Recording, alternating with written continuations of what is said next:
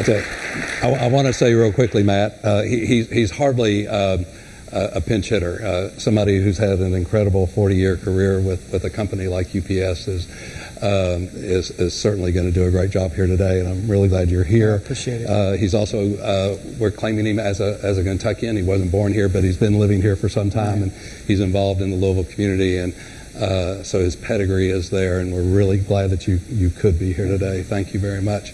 I think it's also appropriate that after having the futurists on here that we have such a forward-thinking company as coming up here just now. The title, Matt, of this session is The Future of Logistics in Kentucky. And as we like to say, nobody does it better than Big Brown. So what would you like to sort of talk about today? Well, you know, after I just saw that video, I don't know that I can say it any better than the video did. And I think, you know, listening to our people talk about the future of logistics, I think it was spot on. But today I think I'd like to talk about people, taking care of your people, taking care of your customers, taking care of your communities. Constructive dissatisfaction. We'll get to what that means in a second, but I think you probably all have a pretty good idea. Investment. You know, we're always looking to invest to grow. And then the big opportunity for Kentucky and for UPS and for businesses in Kentucky. That's great. Well, we love opportunities, all of us. We're all in business. We all care about our communities and want to grow, so we're anxious to talk about that. But before we talk about the future, we all know our neighborhood driver.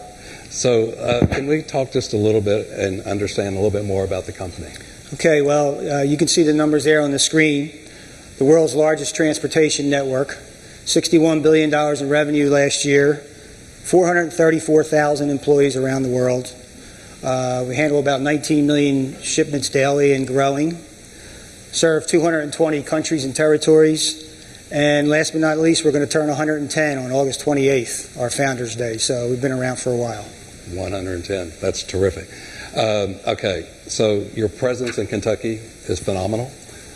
You want to talk a little bit about that? Yeah, I mean, that's a big word. I'm not sure what symbiotic means. I had to look it up, but it means we're joined at the hip, basically. But we are here in Kentucky and UPS. I mean, there's 26,000 UPSers in Kentucky, 21,000 alone here in Louisville. Our crown jewel, as you all know, Worldport is here.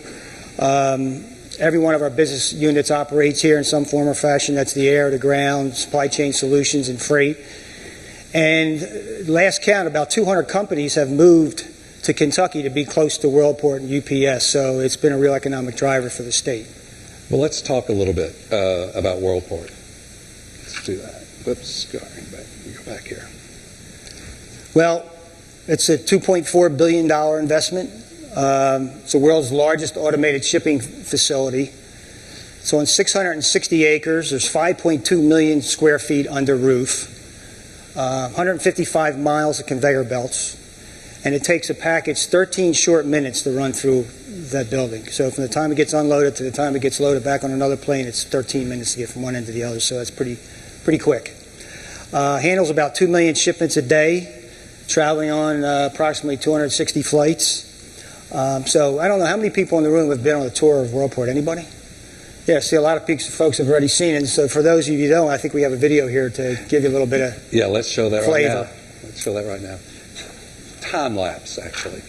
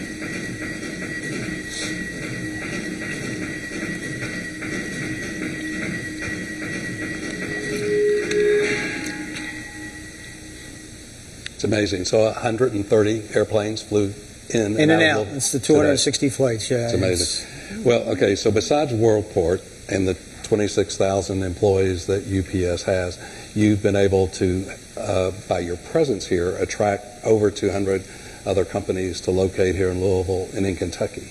Can you give us some examples? Yeah, you can see them here. On the retail side, everyone knows about Zappos. It's about 11 miles south of the airport. So you can go on the internet right now as you're sitting here. That's fine by me. You know, as long as they're shipping to UPS, I don't care. You can go on and order a pair of shoes up until midnight, pretty much, and have them delivered to your house the next day from Zappos. So that's the benefit they have of being so close. They can continue to process shipments right up almost till midnight. So on the retail side, you see the high-tech company called Fast Radius. They're in the 3D printing business. And as you know, we have a 3D printing site down there at one of our SCS facilities. So if you're in the manufacturing business and you need a part, you can go online, order that part. They can manufacture it on the 3D printer and have it out to you the next day. So it's a pretty good business model. And healthcare, which is one of our newest and fastest growing sectors that we've been engaged in, a company called Kentucky Organ Donor Affiliates. Now they're in the business of shipping human organs for transplant. So you can imagine how critical and how important that service is. And our folks over at SCS who are in the healthcare sector like to talk about, let's see if I can get this right. I say every package is a patient, but they say every package is a patient. There we go. So, okay, good. Thank you. So, I mean, it is critical that the service is there. So that's just a few examples. I have a personal favorite, Clearwater Seafood. They have some of the freshest seafood outside of the coast of Maine, I think, and it's right there by the airport, and they're all here because of you, which is pretty terrific. Great business for us.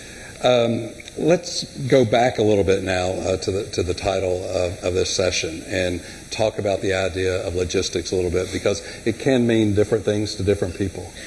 So you want to talk about what's logistics? Well, you know, if everyone thinks of logistics, they think about just a fancy word for transportation, right? But it's a lot more than just transportation. It's really a customized set of solutions tailored to each individual customer. It could involve warehousing, inventory management, picking and packing, returns, light repair.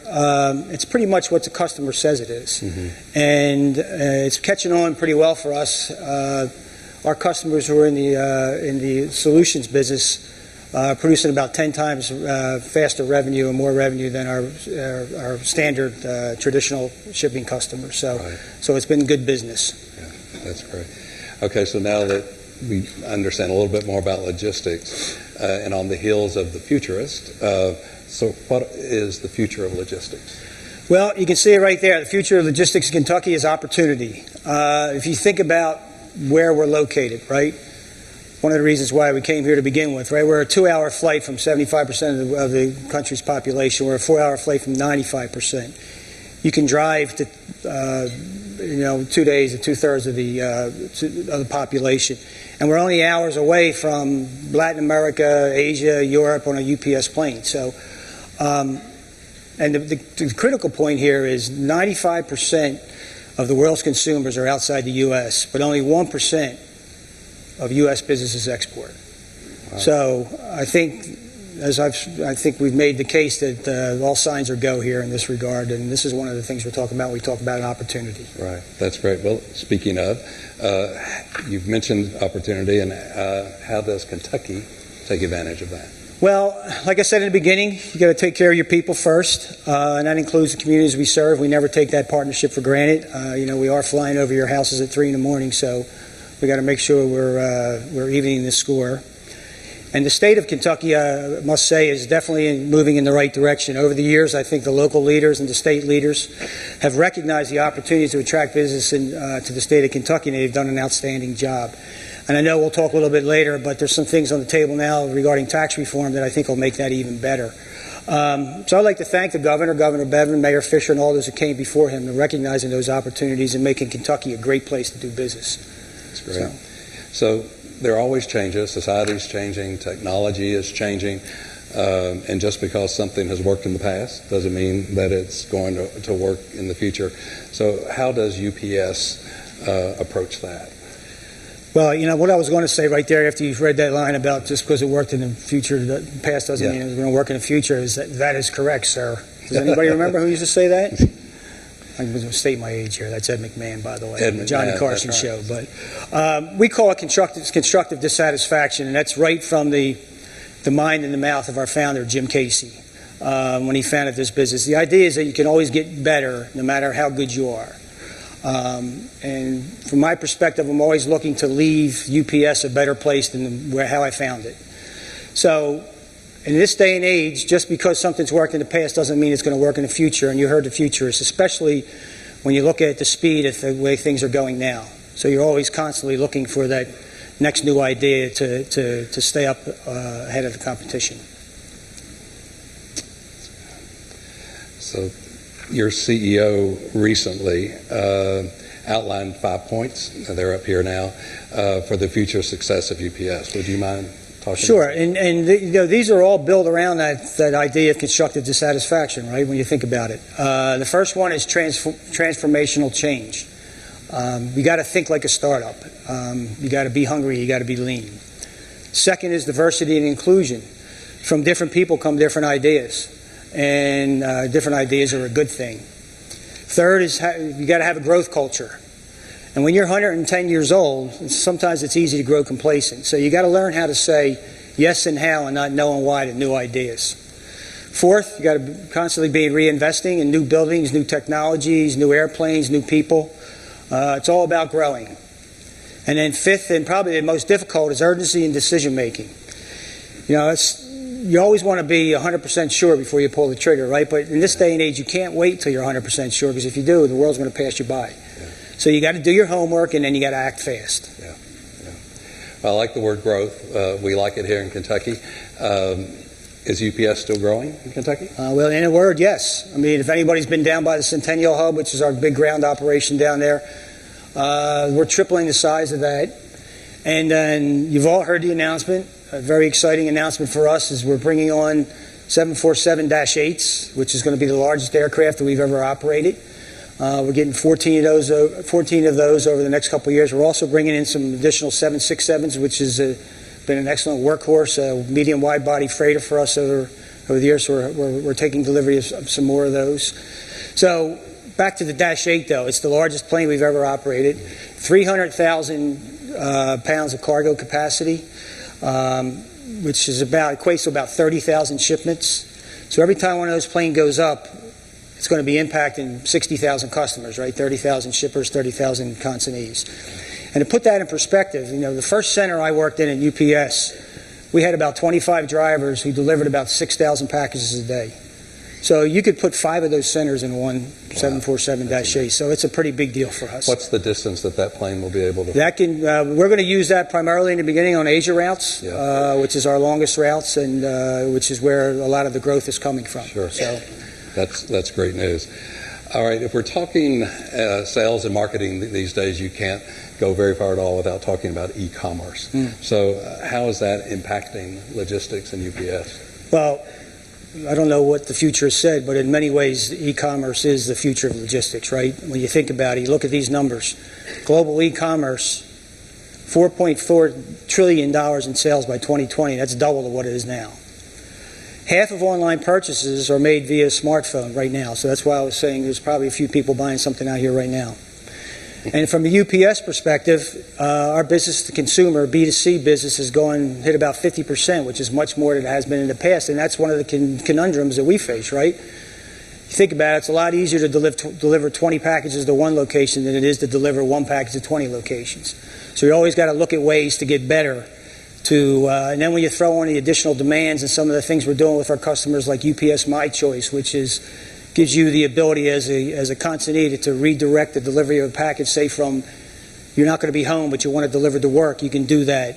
And we're also setting up a worldwide network of access points, so you can have a place to pick up your package if you're not home and it can't be dropped off at your front door. So you can really see the transformational nature of our business that e-commerce is bringing on. So, and when you think about Kentucky, with what we got here, no other state is uniquely positioned like Kentucky to take advantage of that. Yeah, it all fits. doesn't Yes, it? From your decision from the very beginning to come here, it all fits today. It most definitely does. That's good.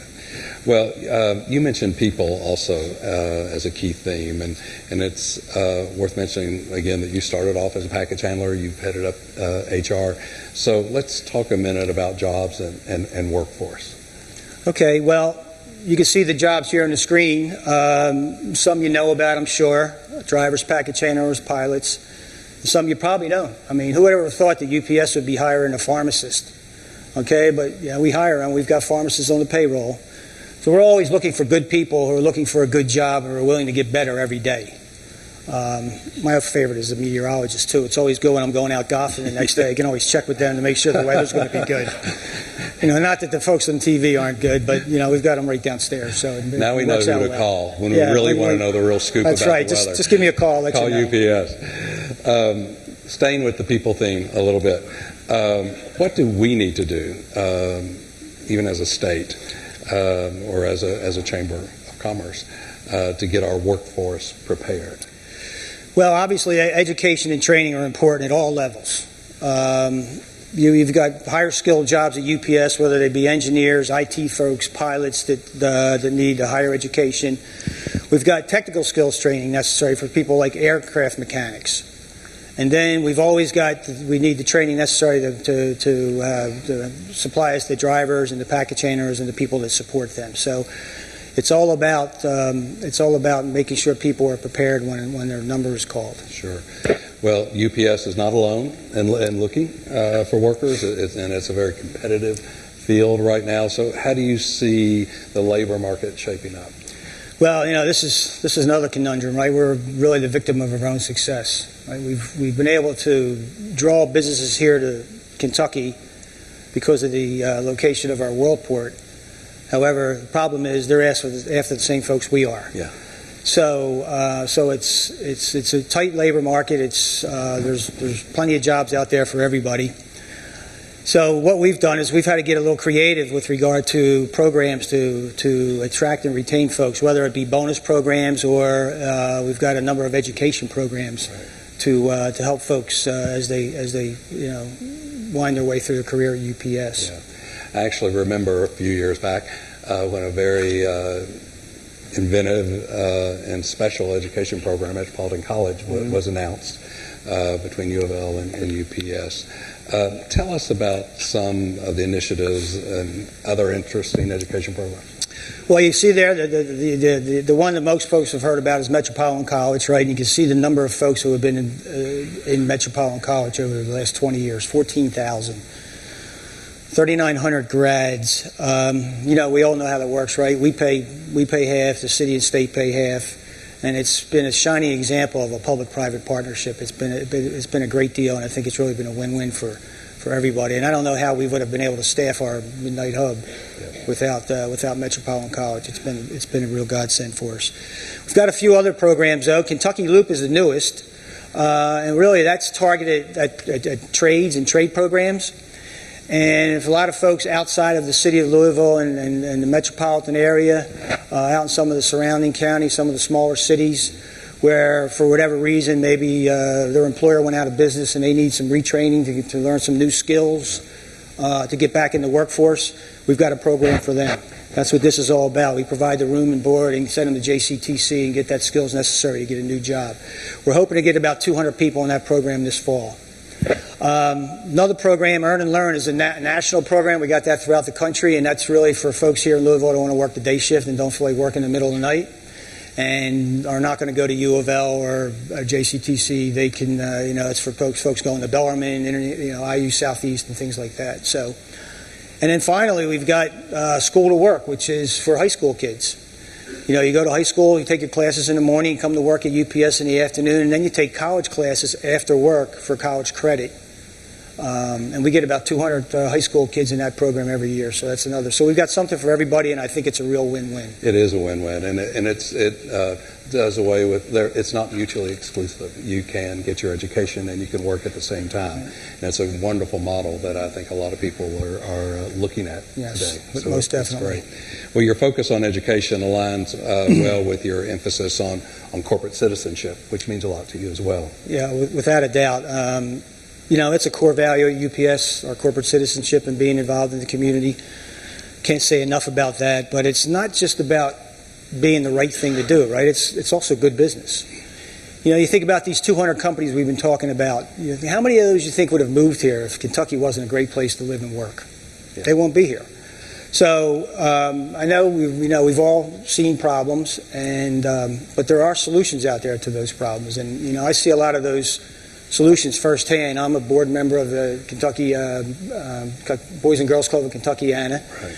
And just like many other UPSers, I'm out there in the community trying to make a difference. And it's something that you see the numbers up there. We don't really tout them, but we are deeply involved in this community. Well, I did community relations work for a decade for Brown-Forman, and I saw UPS's fingerprints everywhere in your employees. And my hat's off to you. You do an incredible job and literally change lives. And your employees, I think, are number one in giving to the United Way, which touches so many people. That's pretty terrific.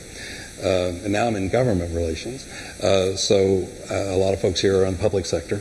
So we know public policy and laws can make us or break us, so to speak. So let's have a question about any comments you might have regarding UPS's public policy. Well, UPS advocates around the world in support of a holistic view and approach to transportation, right? In the end, what is good for UPS is usually going to be good for the communities we serve, no matter where they are. So 3 points to make about the state of Kentucky. One is infrastructure. Obviously you can't have a transportation network without solid infrastructure, and we applaud the General Assembly and the Speaker for just recently setting up a task force on the infrastructure. We think that's going to pay dividends in the end, so that's a great deal. Trade. A lot of rhetoric about trade over the last year or so, whether we're in NAFTA, out of NAFTA, in some of these things, but at the end of the day, I think we all recognize and realize that trade is good. From a UPS perspective, every 22 international packages preserves one job at UPS. So you can see the impact that international business has for us. Mm-hmm. And there's a lot of other companies in Kentucky, whether it's Toyota, Ford, Yum, Brown-Forman, that are doing international business, that are, in doing so, are sustaining jobs here back in Kentucky. I mean, you and your bourbon, I mean, that's an international craze, so I'm sure that's doing great wonders for your business here in Kentucky. Our growth there is phenomenal right now. Yeah, so people can't get enough of it, no, including yours truly. Okay, well, and then the last, I almost forgot because I was too busy thinking about bourbon, is tax. Okay, we talked a little bit earlier about the possibility of some tax reform here in Kentucky. First, we're like a lot of companies, we're advocating for a reform of the reduction of the 35% corporate tax rate on the federal side. But here in the state, we're excited about the prospects of tax reform. First, removal of the inventory tax. That would be a great thing for our customers. And second, going to the single sales factor tax. Right? I think that's also going to draw a lot more businesses to the state of Kentucky. I know a few of the states around us are already going in that direction. So a couple things that I think that we're really in favor of, and we'd love to see work with the state and the governor to make that happen. I think their heart and their minds are all in the right place, and it's a big job, but I know they're going to attack it. Let's go back to logistics for a second and talk about technology and how that will play, what sort of role that will play in the future. Well, I'm going to drop a surprise on you. We're not really a transportation company or a trucking company. We're really a technology company with trucks. When you think about it, a lot of the things that are going on at UPS today. We've got packages that can sort themselves. We've got package cars, the brown trucks you see on the street that can deliver 200 pieces of information back to the operating center to tell us, what's going on with that truck as it goes through its daily paces. For example, I'll give you a good example. Like we can tell when the driver is backing that vehicle. And you say, well, what do you care why they're backing? Well, when you think about the number of accidents we have that are caused by backing, you want to know when somebody's backing so you can help reduce the need to back. So there's a lot of important information that those package cars can produce. One of our latest tools is Orion. Now, I'm just going to give you the shorthand version of this because I'm not a PhD or don't understand what an algorithm is. That's why I went to law school. But what it basically is a dynamic planning system for our drivers. So they can be going through the course of their day, and if some changes occur, and a new customer comes on board or a pickup has to be made, you can get it on their diad and right through the Orion system. So now, while we've always planned our drivers' days, having worked on the preload and loaded our package cars, I know that we have. But it was a lot more static in the old days than it is now. And with the technology and the way things are going, you got to be able to move on the fly. So that's one of our newest, latest, greatest, and we're always coming up with something that makes us more efficient. You think about Orion, you heard about all the things about making right-hand turns and saving gas and all that sort of stuff. So that's all part and parcel of this technology. And then when we get to our aircraft, again, I think you can tell how excited I am about these Dash 8s, right? Yeah. But they're going to have all the bells and whistles that you would imagine a new plane has. It's going to improve our safety, our noise, it'll reduce our noise and improve our emissions. So there's a lot of great things coming on board with that. And we're also working very closely with the FAA on a number of things. One example is CPDLC. Now, I forget what that means, but basically what it is texting in the cockpit, okay? Right now, you know how you communicate with the air traffic controllers through voice, right? Well, they're moving to a text system, so the messages can be clearer, concise. You don't have language issues, and it's a lot more efficient that way. So we've been seeing a lot of good progress with that, and so we're hopeful to see that continue to grow. One other thing we're doing is we're looking at redesigning airspace throughout different parts of the national airspace. Again, it's the highways in the sky that these aircraft travel on. The more efficient you can make them, the more fuel you can save, and the quicker you can get the planes on the ground. So a lot of good things going on in that arena. And when you think about infrastructure, you think about what's on the ground, but you also, as an airline, have to think about what's in the air. So as part of the national airspace, as part of that infrastructure. Speaking of in the air, I mean, we actually, even the futurist earlier showed a driverless truck and even a UPS truck in his presentation. Do you envision pilotless planes? Well, not in the script. Funny you mentioned that, but there's let's start on the ground side. There's tremendous potential for drones. In our business and application at UPS. You think about our drivers who drive hundreds of miles a day to deliver 20 packages, all right, out there in some rural area, whether it might say Montana, for example. Just think about the application of a drone to that driver's day. If you've seen some of the pictures where the drone comes out of the top of the package car and goes out and makes a delivery and it meets the driver at the next stop or whatever, so that they're not, the driver hasn't to drive all those miles. So again, you're saving fuel, you're improving emissions and improving the economy. Now, I don't know what that futurist said. I wasn't in here to hear that part, but we don't think you can totally replace the UPS driver. I mean, who in here doesn't love their UPS driver? Raise your hand. So we think there's always going to be a place. There's always going to be a place for the UPS driver somewhere in the business model, but there's also going to be a place for drones. We're also looking at using them for building inspections and things like that. And we've been doing some testing. As you've probably seen, one of the tests I'm excited about is the things we've been doing over in Rwanda. We've been working with some companies that deliver vaccines to some very rural areas in that country. Life-saving vaccines, and it's been quite successll. So that's a good sign. Also, you see a medical delivery in Massachusetts and some remote deliveries in Florida. So we're working on it. It's definitely around the corner. Now, you mentioned the pilotless airplanes. Again, many of you may know a UPS pilot, and you don't know them as well as your UPS driver. But if you met them, I'm sure you'd love them too. So, but. Again, that is something that we're working very closely. We're on the FAA committee addressing drones, and so we're staying very close to that subject. So then after that, it's self-driving cars and trucks? Again, they're on their way. They're coming. We all know it.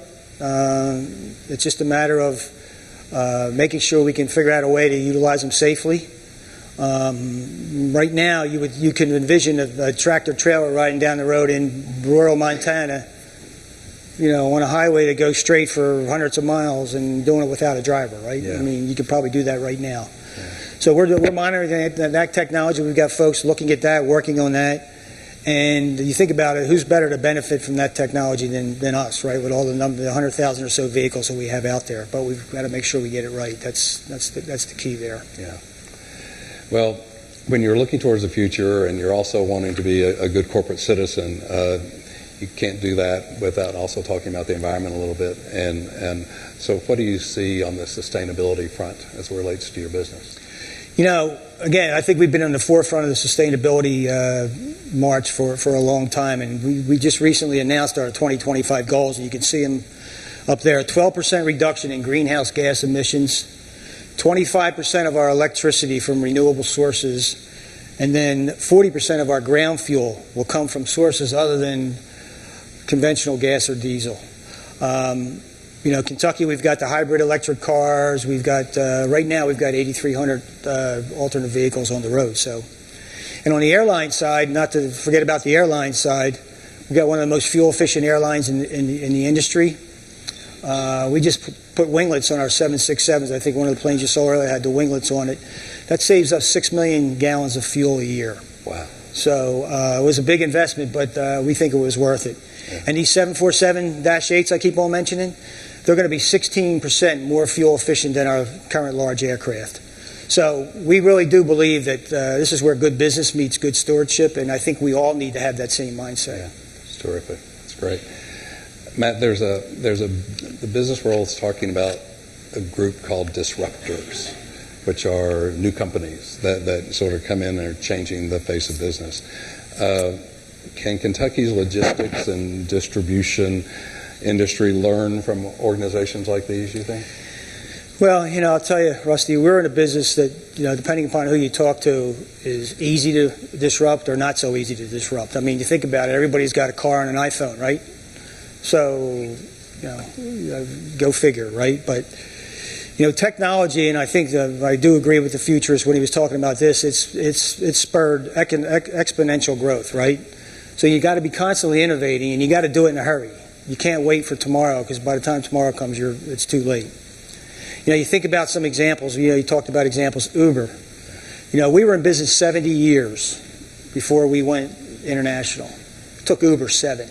Yeah. Okay, so there's a lot of things going on. We've been experimenting with some of these disruptors, and we've been investing in them and just seeing how they work and see what we can learn from them. One is the example is this Roadie.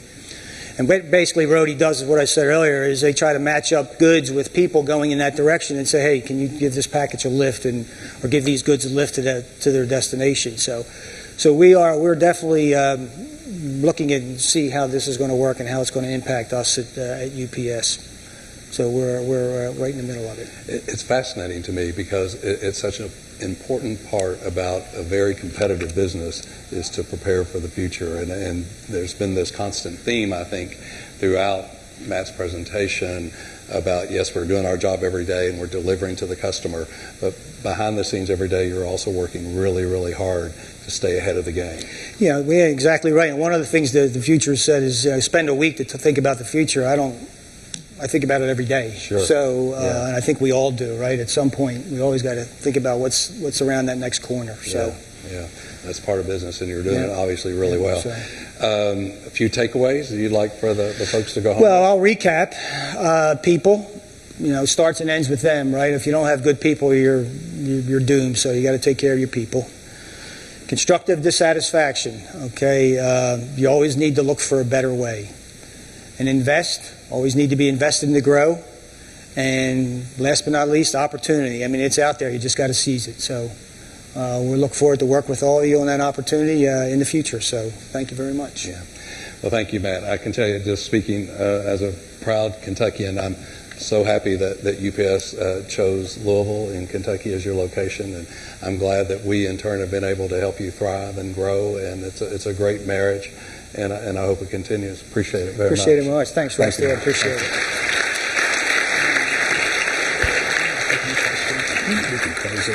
Yeah, we can take questions if you want. Does anybody have any questions? Matt said he has time for a couple if anybody has any questions. We have one.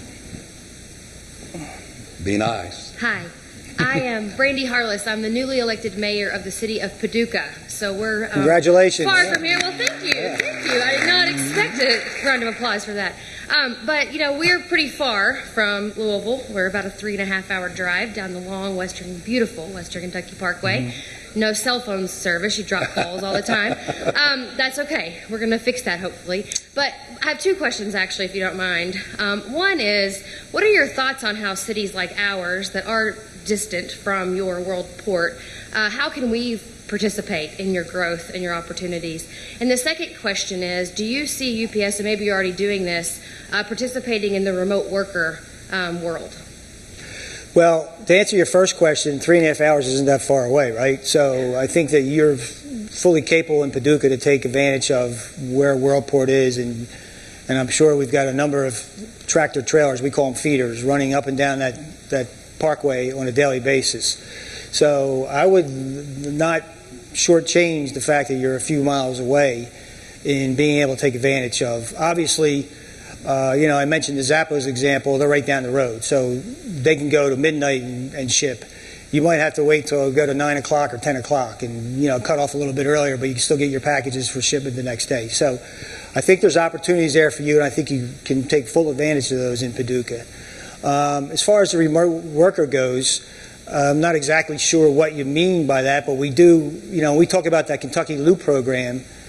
We're looking for folks out in your part of the state that are looking to, you know, learn new skills and come in to work at UPS. We provide the room and board, and they gain those skills necessary. Now, they don't need to stay here. They can obviously go back to Paducah and utilize those skills back in Paducah and help Paducah grow. So that's what we've got going on. Great. Thank you so much. Thank you. Thank you. Any more? Take one more. Here comes one. I'm Brent Cooperone, an IT services company, and we have been seeing a dramatic rise in cybercrime over the last few years. I know UPS fights that internally. You have your own cyber team. But I was wondering about, from your perspective, what we can do as a society to, you know, speak out on that topic and get more of your small business customers the same, you know, security that some of the larger companies have. We've been speaking out on that and want to get your thoughts. Yeah, well, my thoughts are, you know, well, I should say first a disclaimer. I'm not, obviously, I have very little IT skills, but I can tell you what we do have at UPS is we've got a ton of IT people, like you said, to protect us. And we also got a ton of business support for small businesses.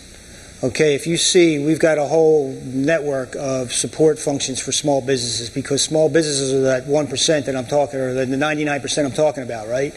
Small businesses aren't exporting. Small businesses aren't taking advantage of the technology that's available to them. So for us to grow, small businesses have to grow. And there is a huge support system at UPS for those small businesses. So one of the things that you're talking about, IT security, I'm not sure because I don't know all the details of our small business support program, but I would venture a guess to say there may be something in there about that. And if there isn't, I'll take your idea back and I'll share it with our IT folks. So I appreciate the question. Thank you.